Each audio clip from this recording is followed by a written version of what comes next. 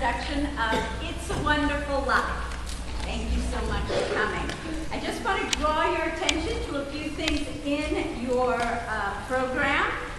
First of all, this is our one and only show here at Eastbrook this year. We did a show out in Ridgefield, Connecticut, not Ridgefield, Connecticut, Ridgefield, Wisconsin. I used to live in Connecticut.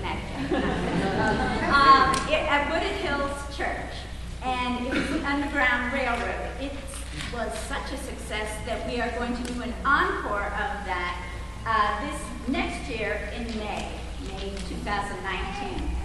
We're also doing Father Brown Mystery.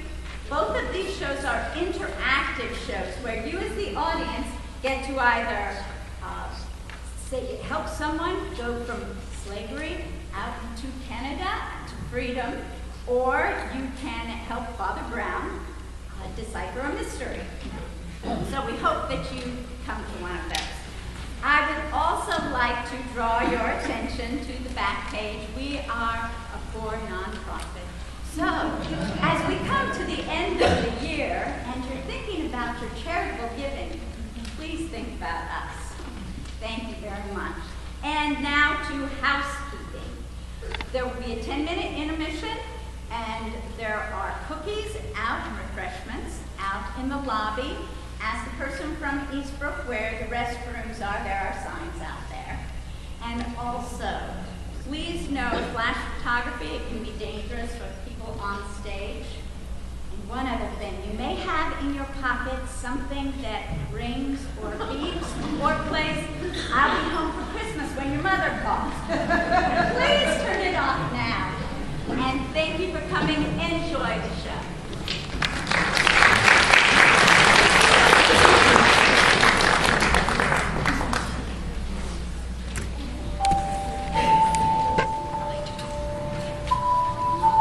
I owe everything to George Bailey. Help him, dear Father. Jesus, help my friend Mr. Bailey. Help my son George tonight. He never thinks about himself, God. That's why he's in trouble. George is a good guy. Give him a break, God. I love him, Father. Please, watch over him tonight. Please, God, something's the matter with Daddy. Please bring Daddy back.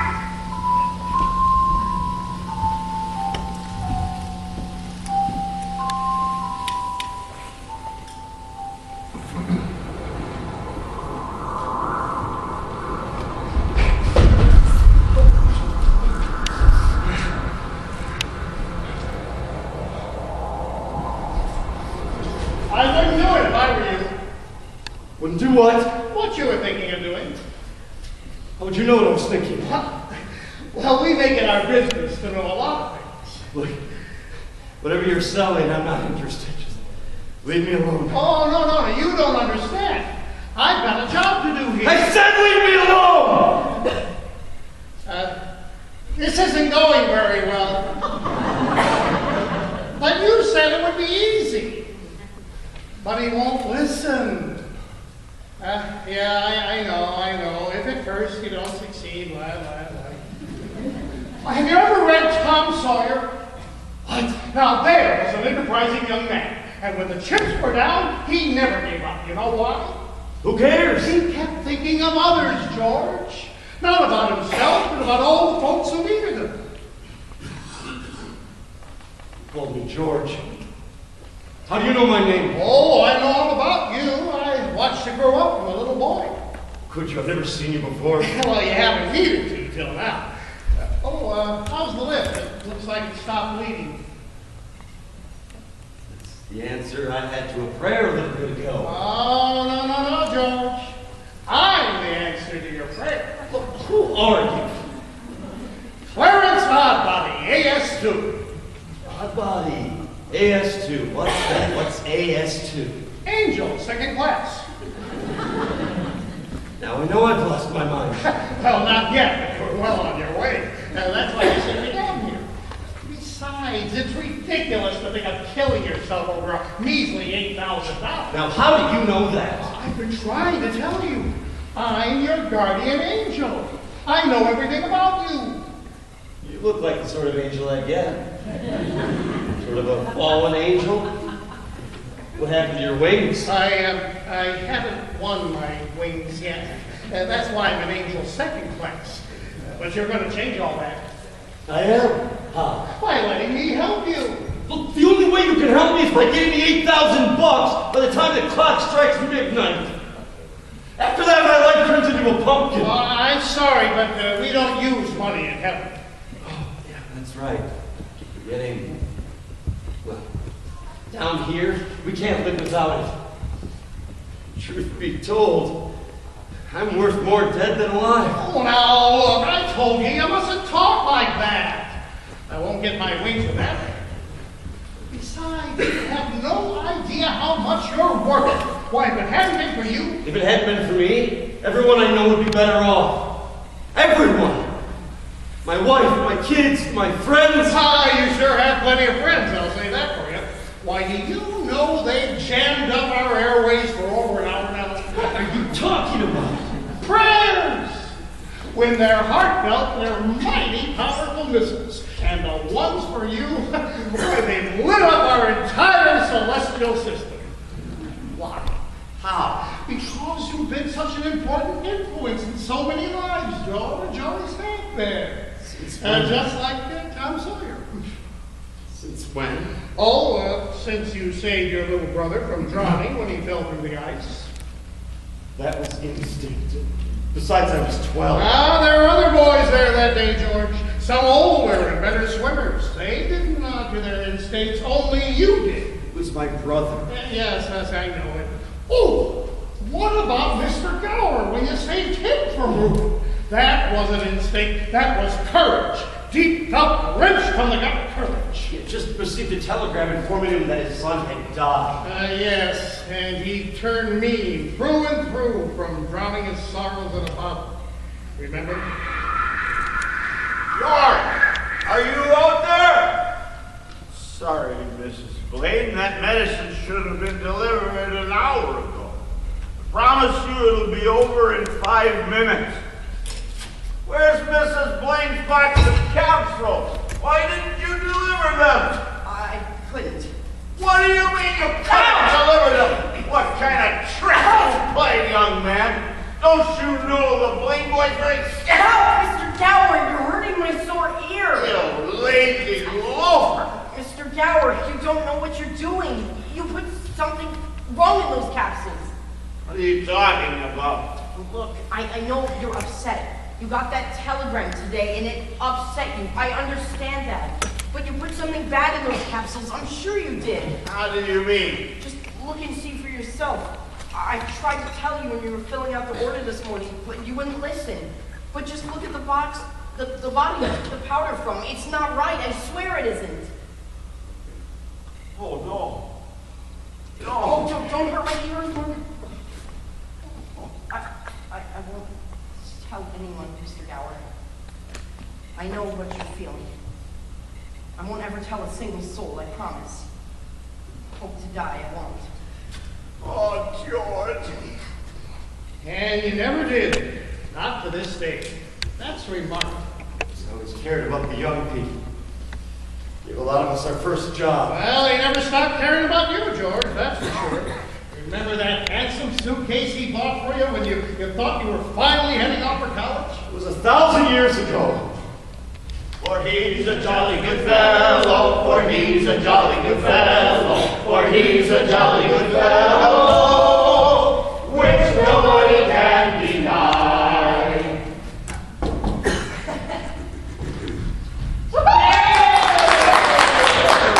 You always use it in good health, George. Mr. Gower, how could I ever thank you? By graduating with honors, that would make us all very proud. Bad chance. Lay you a bet, little brother. Haven't got time. I'm up to my dance. How do I look? Like a goon in a penguin suit. Where's the funeral? That's enough, you two. You look very nice, Harry. Of course he does. He's wearing my tux. And what's your birthday? So, do I look good enough to eat? If you lay one hand on me, young man, I'll hit you with this purse. I'm loving you. That's the problem. Harry, that's enough. Hey, Mom.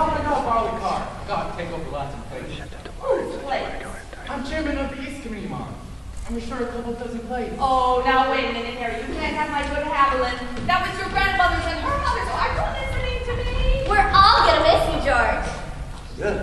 Thanks, Violet. Hey, that's some dress you've got on there, Violet. This old thing? What? It's just a hand-me-down like Harry's. Well, it sure is pretty, isn't it, George? What? The dress? It's very nice, Violet. Well, I guess I better be going. The dance starts in another half hour. Why don't you drop by, Neighbor? Just might do that. Hope you do. Goodbye now. Hey, you want me to walk you to school? That won't be necessary. Take care, George. Come on, Amy. See you around, George. Violet. Uncle Billy, where's Pop? Had to finish up a special plug for Potter board meetings tomorrow. I thought once Pop put him on the board of directors, he'd ease up on us a little bit. What's eating that old money-grubbing buzzard anyway? Oh, he's a sick man, George. Sick in the mind, sick in the soul. If he has one, I hates anybody who has anything he can't have.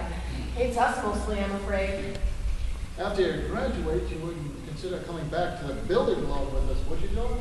On me, Uncle Billy. Couldn't stand being cooped up for the rest of my life in some shabby little office. I'm sorry.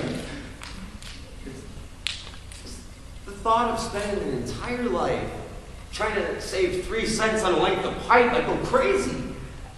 I want to do something different, something big. Well, you know, George, I think your father and I would like to feel like in a small way we are doing something important. It's deep in the soul of a man who wants his own roof, his own walls, and a fireplace to sit beside in the evening. We'd like to think we're helping him get those things. But, Bill, you've got to admit that this town is no place for any man unless he's willing to crawl the Potter. Now, you've got talent, George. We've all seen it. So you go out, get yourself an education, then get out of here if you must. Have any idea what you want to do, George? Sure. I want to build things, even cities. It's been a dream all my life. Still after your first $1 million before you turn 30? No, I'd settle for half of that in cash. Well, your Aunt Tilly and I are sure going to miss you. Miss all of you too, that's for certain. I'm gonna take a walk down to school and drop in on Harry's dance. Have a good time, George. And you did, too. Remember? That was when you met Mary Hatch. Of course, you know Mary all your life. She grew up 3 or 4 years right behind you, and she was always there in the background somewhere. Tagging along until one of the boys noticed her and sent her on her way. But that never discouraged her. Not her or any of the other girls. So they all had their eyes hooked on you, George. Especially Violet and Mary. You just never took bait until Harry's graduation party. That was when you danced the Charleston all night with Mary Hatch. Until somebody tripped the lock on the moving gym floor and everybody fell or jumped into the swimming pool.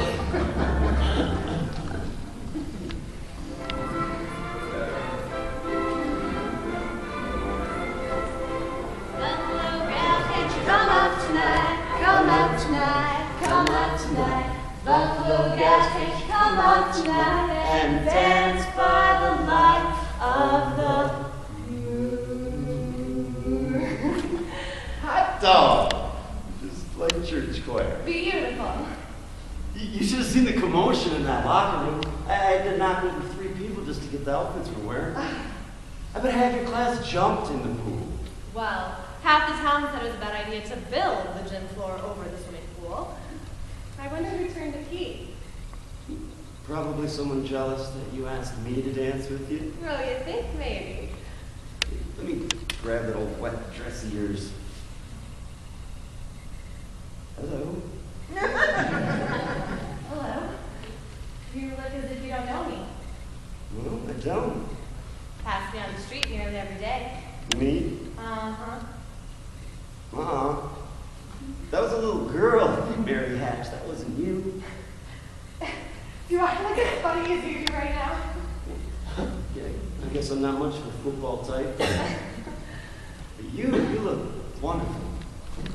If it wasn't me talking, I'd say you were the prettiest gal in town. Well, why don't you say it? I don't know. Maybe I will. So, how old are you anyway? You can't ask that. Well, I am. 18. 18? It was just last year you were 17. Too younger, too old. No, just right. Your age suits you. Yes, sir. You look a little older without your clothes on. Without your dress. You look older. You look younger. Sir, my train, please. A pox upon me, my lady, for a clumsy lounge. Your caboose. You may kiss my hand.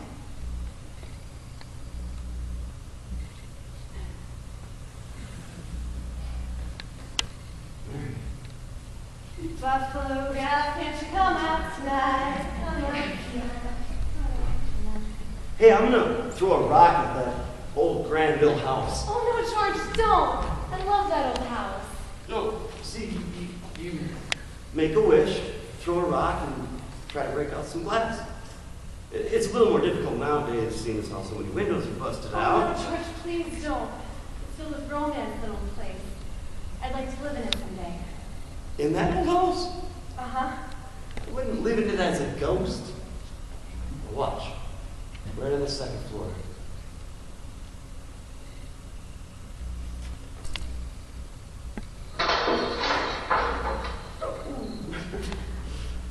Where'd you wish, George? Not just one wish. A whole hat full, Mary. I know what I'm going to do tomorrow. And the day after, and the next year, and the year after that. I'm going to shake the dust of this crummy old town off my feet, and I'm going to see the world. Italy, Greece, the Parthenon, the Colosseum. And then I'm going to go to college and see what they know. Then I'm going to build things. Airfields, skyscrapers 100 stories high, bridges a mile long. Are you going to throw that rock?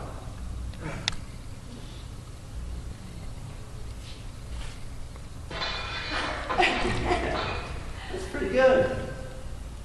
What'd you wish for, Mary?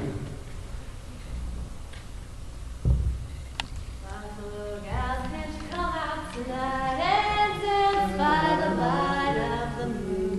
What'd you wish for when you threw that rock? Oh no. Come on, tell me. If I tell you, it might not come true. What do you want, Mary? Do you want the moon? Just say the word, and I'll throw a lasso around it and I'll pull it down. That's a pretty good idea. I'll get you the moon, Mary. I'll take it. And then what? And then you'll swallow it. And it'll dissolve, see? And the moonbeams will shoot out of your fingers and your toes and into your hair. Am I talking too much? Yes, you are. What? Why don't you just kiss her instead of talking her to death? Who's that? Youth is wasted on the wrong people. Ain't that right, Ernie? You're telling me. Just wasted. Bert, Ernie, come back here. I'll show you some kissing that'll make your head turn. George, come home quick. Your father's had a stroke. Huh? Mary, I'm sorry, I gotta go. Come on, George, hurry. Did you call the doctor? Yes, Campbell's in now.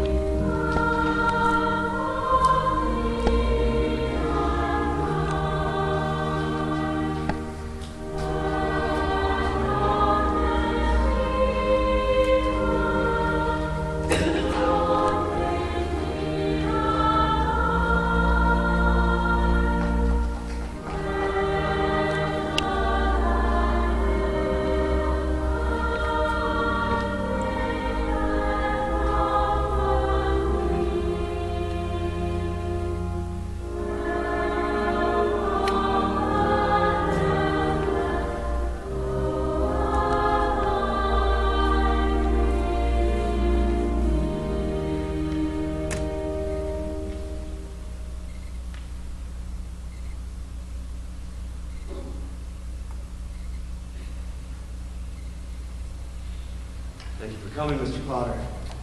Well, I'd say your father was the building and loan here in Bedford Falls, George. I agree, Mr. Potter. Of course, he wasn't a businessman, and that's what killed him.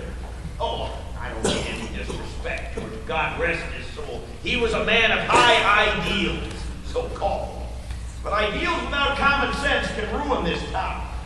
So at our next Board of Trustees meeting, I'm going to make a motion. A motion? That's right. A motion to dissolve the institution and turn its assets and liabilities over to receivership. Mr. Potter, Take this loan application the board's to act on this morning to Ernie Bishop. You know, that fellow walks around town all day delivering our mail, usually late because he's always stopping to talk to everybody on the route. Well, anyway, I happen to know the bank turned down that loan. He came to the building and loaned it. We're willing to build him a house worth $5,000. Why? I handled that myself, Mr. Potter. You have all the paperwork right there. His salary, his insurance. I can personally vouch for his character. Well, he's a friend of yours. Yes, sir. You see, you shoot pool with the manager's son and you can borrow money. What does that get the building and loan? A discontented, lazy rabble instead of a thrifty working class. And all because a few starry-eyed dreamers like your father stir them up and fill their heads with all kinds of impossible ideas. You hold on a minute. Just a second. You're right when you say my father is no businessman. I know that. Why he ever started this penny ante building and loan, I'll never know. Neither you nor anyone else can speak against his character. His whole life was... In the 25 years since he and Uncle Billy started the institution, he never once thought of himself or saved any money. But he did help a few people get out of here slums, Mr. Potter. What's wrong with that? Just remember that the rabble you're talking about, well, those are the same people that do all of the working and paying and living and dying in the community. Is it too much to ask for them to work and pay and live and die in a couple of decent rooms and a bath? My father didn't think so. To him, people were human beings. But to you, a bored, frustrated old man, they're cattle. Well, in my book, my father died a much richer man than you'll ever be. I'm not interested in your book, young man. I'm talking about the building and loan. I know very well what you're talking about. You're talking about something that you can't get your fingers on and it's galling you. That's what you're talking about. Well, thank you for stopping by. See you at the meeting. But you're not on the board. I hold my father's proxy and have a vote. You see, when I look at it, this town needs my family's one-horse institution. If only to have somewhere to go without having to come crawling to you. Get me out of here. Sentimental hogwash. I'm still gonna make my motion, young man. Then we'll see who has the power in this town.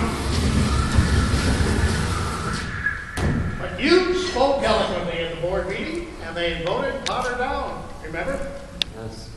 On one account I hadn't factored. Well, then you take over your father's place. And you did. And you turned over all your school money to your brother Harry and sent him to college. He became a football star. Second team All-American. And you got 4 years older.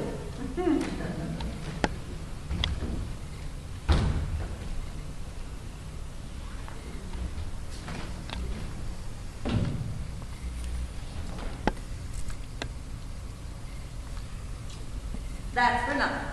Hello, Mother. What are you doing? Wishing on the moon? No. I gave up on that a long time ago. Just getting some fresh air. Did you know that Mary Hatch is back from school? Mm-hmm. Came back a few days ago. Mm-hmm. Nice girl, Mary. Mm-hmm. Kind that will help you find the answers, George. Won't give me one good reason why you shouldn't call on Mary. Sure. Sam Wainwright. Sam's crazy about Mary. Well, she's not crazy about him. How do you know that? Did you discuss it with her? No. Well, then how do you know?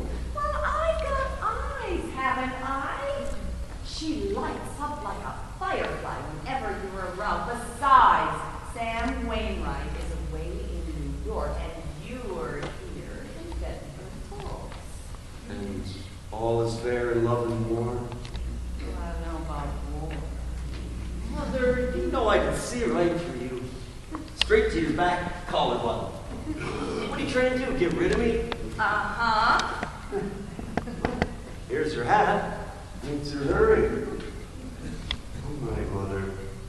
Old Dilgan lone pal. I'll just go for a walk and find some gal to do some passionate necking. George. Just point me in the right direction. This direction. Good night, Mrs. Bailey. Hello, Georgie Porgy. Hello, Violet. How's business down at Old Herman Wade shop? Not tidal wave yet, but I'm getting some city mothers in. Thanks to you. What gives with you? Nothing. Where are you going? Probably end up down at the library. Georgie, don't you ever get tired of just reading about things? Yes. Yes, I do. What are you doing tonight, Vi? Not a thing. Are you game, Vi? You want to make a night of it? Oh, I love it, Georgie. What do we do? Let's, we'll go down to the field, take our shoes off, walk through the grass. Huh? And then we'll climb Mount Bedford and up to the falls, and we'll smell the pine, and we'll watch the sun cascade over the peaks. And we'll be up there all night. Everyone will be talking. It'll be a terrific scandal. Walk in the grass in my bare feet? George, have you gone crazy? And Mount Bedford. Who would want to climb all the way to the top of Mount Bedford? It's got to be a 10-mile hike at least. All right, forget it. It's just a crazy idea. You're telling me. Good night, George.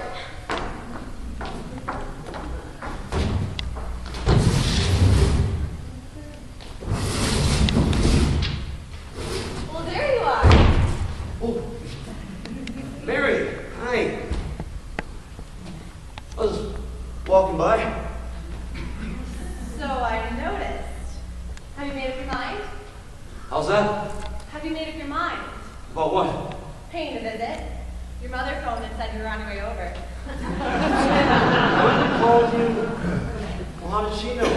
You didn't tell her. I didn't tell anybody. I just went for a walk and happened to be passing by. Well, would you like to come up on the porch for a minute? Maybe for a minute. I didn't tell anybody I was coming over. When did you get back? Tuesday. Where'd you get that dress? Do you like it? It's okay. I thought you'd go back to New York. Sam and Angie and everybody else. Oh, I worked there a couple vacations, but I don't know, I guess I just got a little homesick. Homesick? For Bedford Falls? Yes. And my family and, oh, everything. Aren't you going to come up on the porch? Maybe for a minute. I didn't tell anybody I was coming over. Would you rather leave? No. I don't want to be rude. Well, then come on up. Buffalo gals, can't you come out tonight? Come out tonight, come out tonight. Buffalo gals, can't you come out tonight and dance by the light of the Mary, who's down there with you? It's George Bailey, Mother. George Bailey. What does he want? Well, I don't know. What do you want? Nothing at all? He's making violent love to me, Mother. Tell him to go right back home and don't you leave the house either. Sam Wainwright promised to call you from New York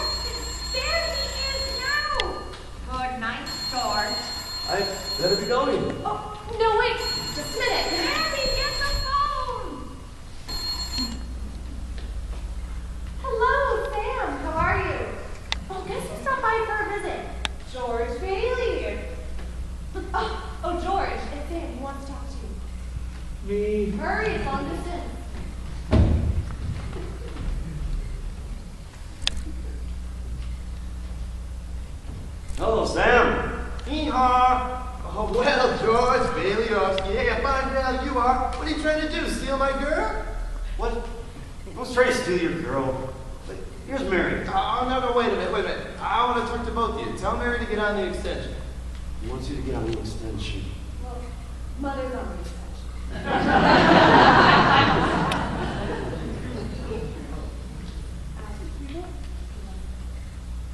We're here, Sam. Well, okay, look here. I got a big deal coming up. It's going to make us all rich. George, you remember that night at Martini's bar when you told me you read someplace about making plastics out of soybeans? Soybeans, yeah, sure. Yeah. Well, Dad snapped up the idea. He's going to build a factory outside of Rochester. How do you like that? And here's the point. Now, Mary, you're in on this too. George, have you got any money? Money? Yeah, little. Well, I want you to put every cent you got into our stock. Do you hear me? And George, I may have a job for you. That is, unless you're still married to that broken down building alone. Why, this is the biggest thing since radio, and I'm letting you in on the ground floor. Oh, Mary? Mary? I'm here, Sam. Will you tell that guy I'm trying to give him the chance of a lifetime here? The chance of a lifetime. He says it's the chance of a lifetime. Listen to me. I don't want any plastics. I don't want any ground floors. And I don't want to get married to anyone, ever. Do you understand? I want to do what I want to do. And you...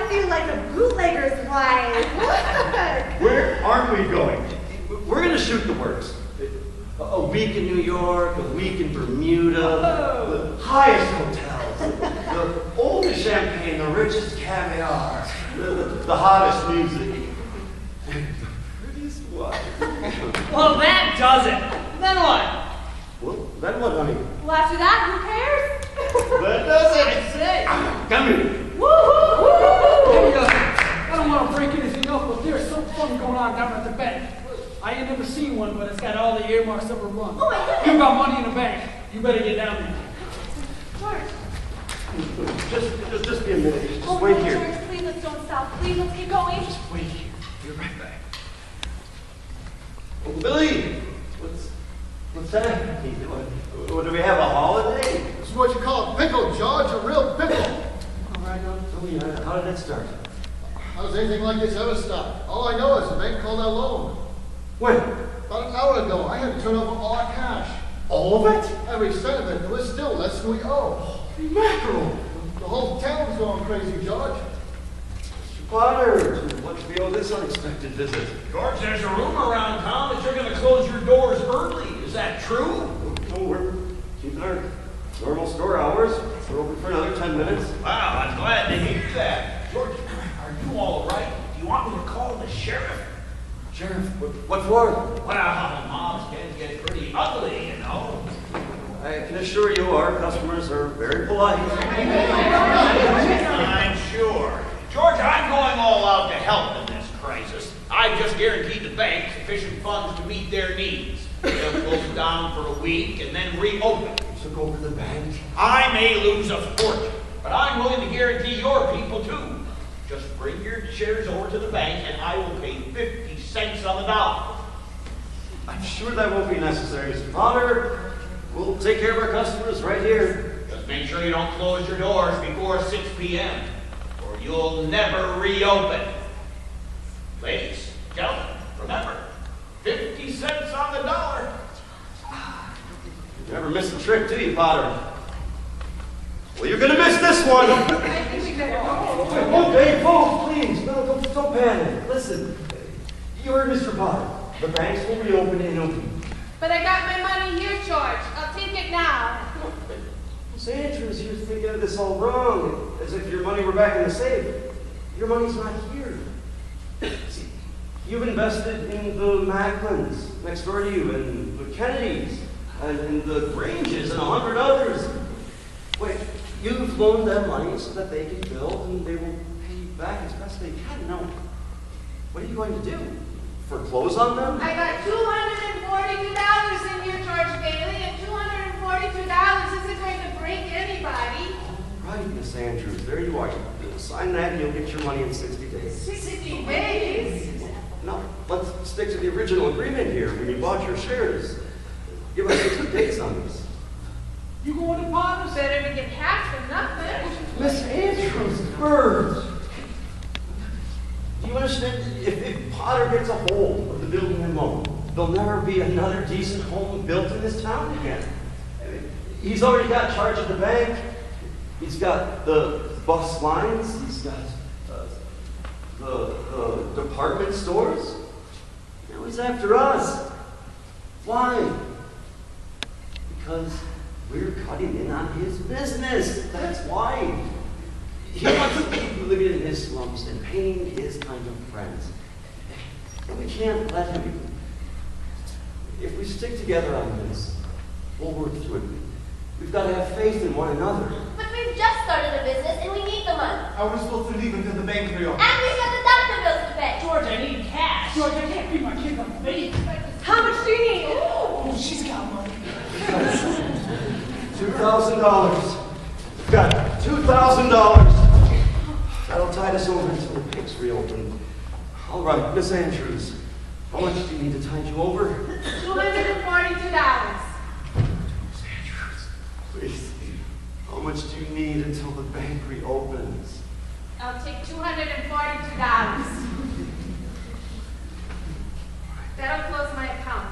No, your account is still with us. That's a loan. Ernie. I got $300 here, George. Ernie, come on. How much do you need? I suppose $20. $20.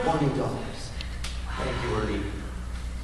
This is Martini. How much do you want? But it's your own money, George. Don't worry about that. How much do you need? Could we have $17.50? Bless your heart. You know, 50 cents. You take over? I think we're going to make it, George. I think we're going to make it. So do I.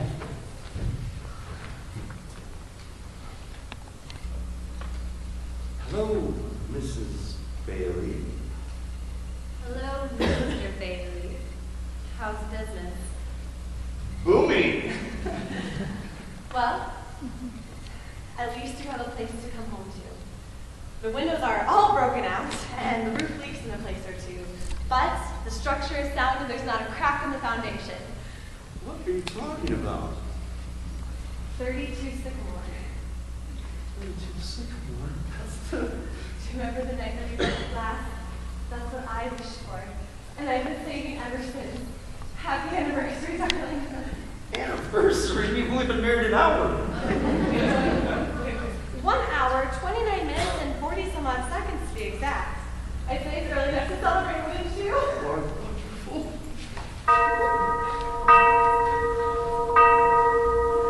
3, 2, 1. Billy, we made it, George. We're still in business. Whoa. We got 2 whole bucks left. Pop the champagne. A couple of financial wizards. I don't know if you want to tell us. Let's pop the safe for these 2 great big simoleons. We'll use them for seed. Here's the mama dollar and the papa dollar. And if we want to keep the old building alone in business, you better start making a family real fast. I wish they were rabbits.